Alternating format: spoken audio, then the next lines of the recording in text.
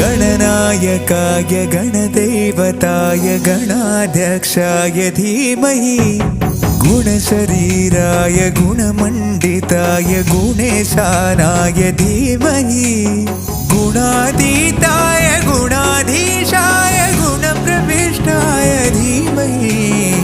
एकदन्ताय वक्रतुण्डाय गौरीतनयाय धीमहि